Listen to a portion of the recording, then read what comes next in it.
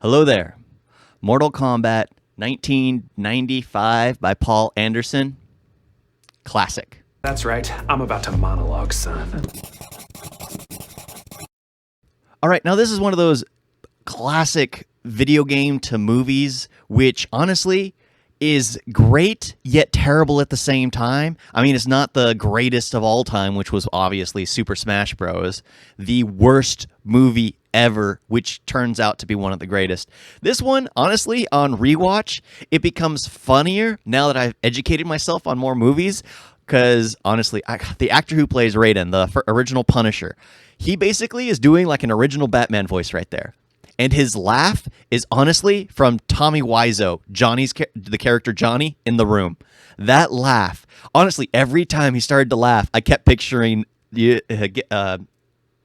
nothing's too special for my princess. It's just like, oh my gosh, that laugh is terrible.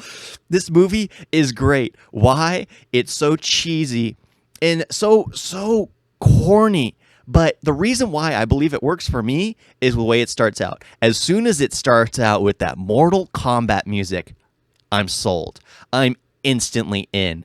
Sure, it does slow down quite a bit, but they go into cheesy fights periodically, which makes it work. Every now and then, they'll just have a random fight out of nowhere. And it doesn't make sense because, like, one scene, they're observing, a couple of the bad guys in a room, and then they hide. And then the sorcerer and Grogu basically know that they're there. And by the time they come back around, they find themselves in the room where the sorcerer and Grogu were, and they aren't there anymore. It's literally a completely deserted room. There's nothing but henchmen around. And it's just like, why did they leave? What purpose did Grogu have to leave his throne room?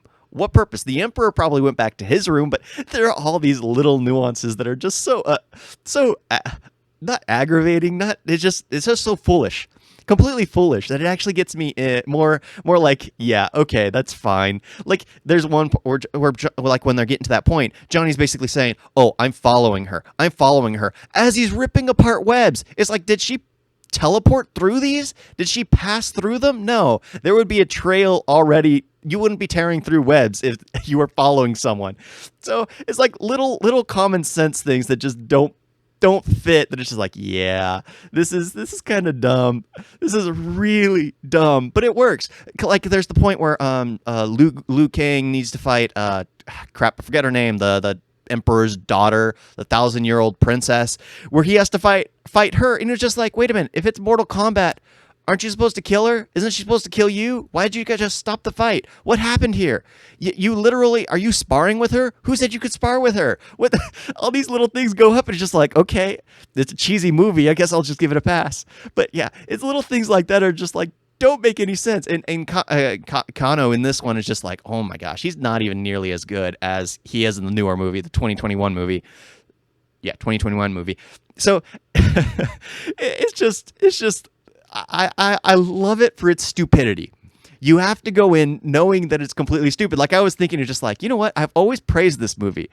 I haven't seen it in like 4 years. Let me rewatch it after watching 2021. And I was like, oh my gosh, it is both better and worse. It is both a masterpiece and something I don't want to ever see again. So it's one of those things that's just like, I can't tell because I started getting more references from other movies because I've seen Batman, so instantly I kept seeing Christian Bale in his Batman mask doing his Batman gurgled Batman voice every time I saw Raiden, and then every time Raiden laughed, I saw Tommy Wiseau from The Room. So it was just like all these little things piling on top of each other. It just made me smile, made me laugh, and honestly, that's not a bad thing. It's actually pretty good. So that's one thing I will give it. It's cheesy. It's corny. I don't know how Paul Anderson decided to make this and it turning out so successful, even though it was such a piece of crap.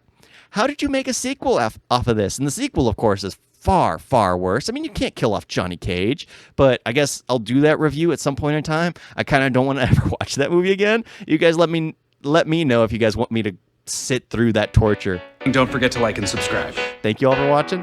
Talk to you next time. Toodles.